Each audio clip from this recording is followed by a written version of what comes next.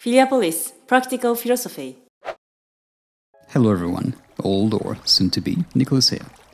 Still on our theme of death and aging, and I encourage you to listen to the first 2 episodes if you haven't yet done so.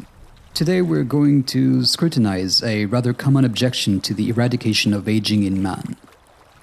Well, I say man, but of course I do mean to include you ladies as well. Man obviously represents mankind, both men and women. Man is both usual and shorter, so I'll stick to that, but I am of course very much thinking of you as well.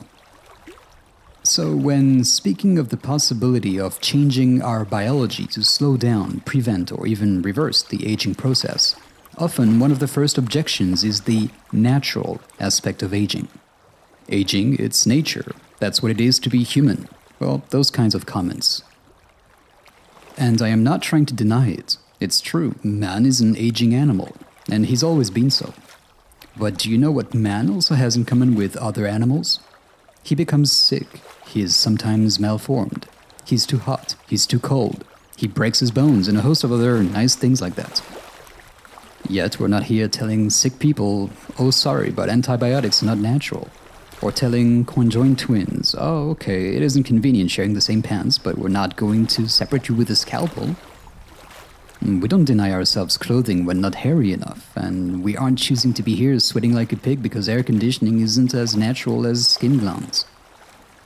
And of course, we could encourage people to hop on one leg rather than climb into a wheelchair.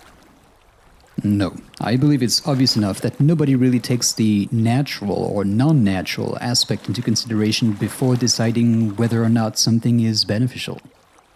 Those who refuse the idea of eradicating aging do so for other reasons and invoke the unnatural aspect to try and provoke some kind of emotional response, which is in fact grounded in not much at all. We are all already trying to live longer and better, no matter the biological destiny nature had in mind for us. Our genes may predispose us to diabetes, but we do not refuse the insulin shot. We'll happily spend fortunes to prolong for a few months or years our fight against cancer.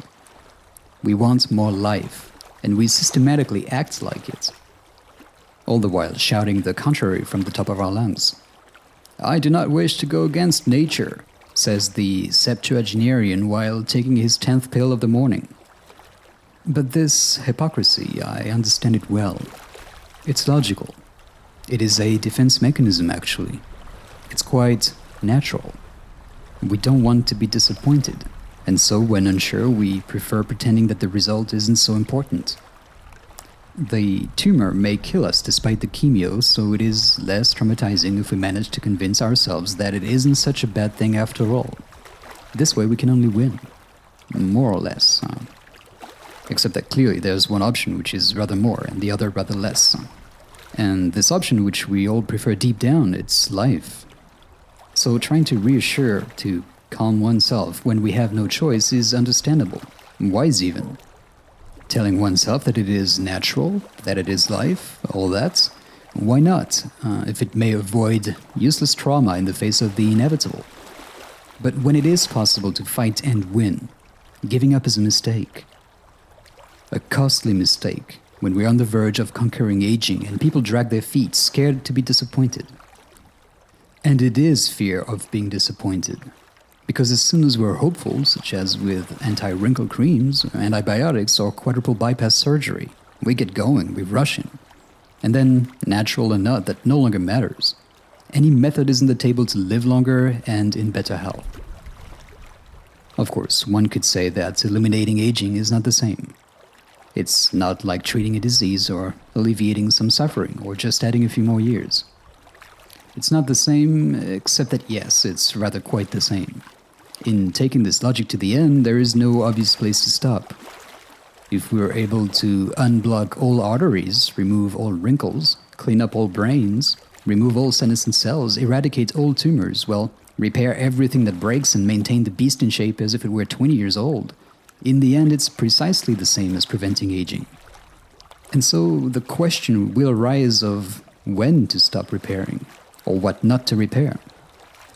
And if anti-wrinkle creams are not natural but good, if coronary bypasses are not natural but good, it's hard to see what other unnatural interventions or reparations would not be good, and why. And if we have no more reason to stop here than there, well, we don't stop. And the argument about stopping aging not being good because not natural clearly falls flat. Either we approve those new anti-aging treatments tomorrow, or we refuse to bypass surgery today.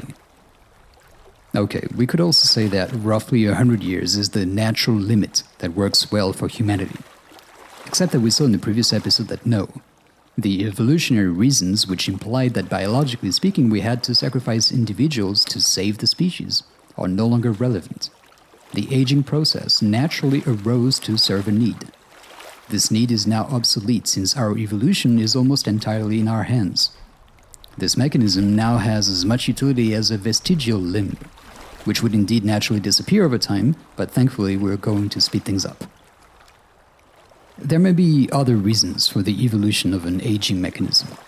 Those are indeed often the subject of other common objections.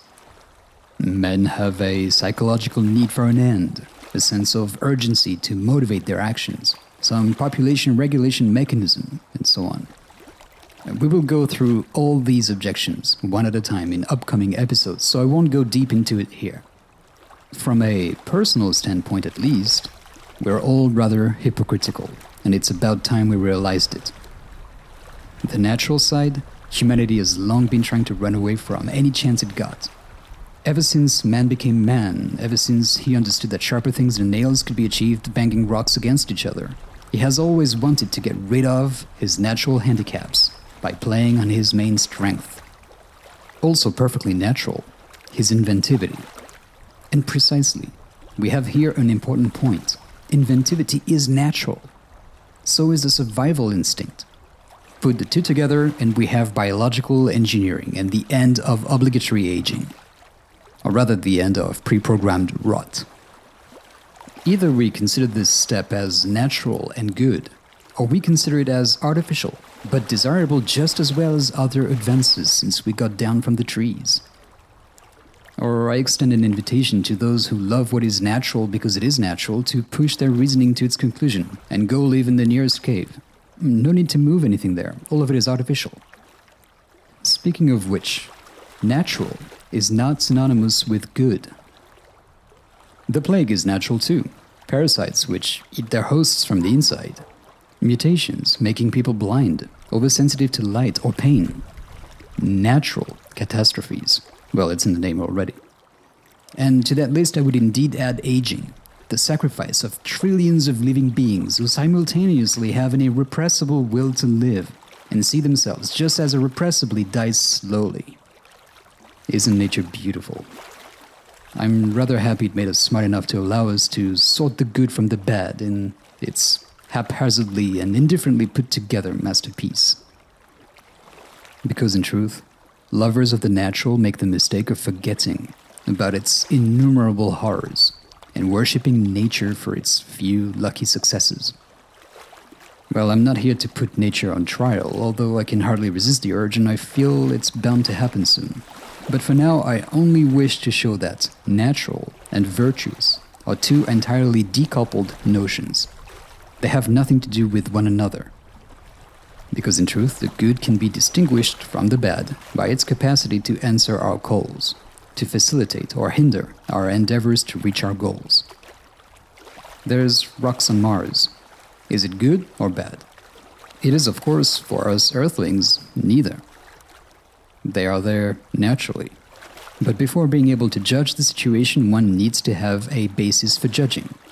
If we were on Mars and we had a need for raw construction material, then yes, why not say that this natural abundance of rocks is a good thing? But for now, we don't care. Conversely, if we wanted to stake down our pressurized tent in the same soil, we would certainly be damming the same rocks. They would in this case be a bad thing. Natural does not mean good. Natural does not mean bad. It merely means that it happened without man's direction. By the way, this is not the only abuse of language. When we say that it's natural to disappear, to have some limited time and leave room for other generations, We again have an abuse of language here. What we really mean by that, what we're really saying, is that seeing people disappear is common, habitual, normal. Actually, I think that the natural-artificial dichotomy in fact has little to do with nature and man in our case. It's a smokescreen to avoid revealing the real reason. A reason which is more about cognitive biases than thought. That is to say, more about blind and instinctive fear rather than reason and evidence. And the real axis we are trying, probably unconsciously, to hide is that of change versus the familiar. Change which simultaneously excites us and scares us all. We're used to seeing people die, and it's hard to imagine what the world would look like if they no longer aged. If there were only biologically young people. This is probably quite different from ours, we know that. But how exactly? That we're quite unable to say, and it's frightening. And when we don't know, we have a tendency to reject change instinctively. And why not? After all, it's easy to picture overpopulation catastrophes or some profound boredom and a loss of meaning for life itself. But precisely, the work of the philosopher who's asleep in each of us is to see past this fear and to think, to find out if it is grounded in truth, and to contrast it with the positive developments to decide if in the end it may not be worth changing the status quo after all. And I believe that indeed, abolishing natural aging is even more desirable than abolishing the natural plague.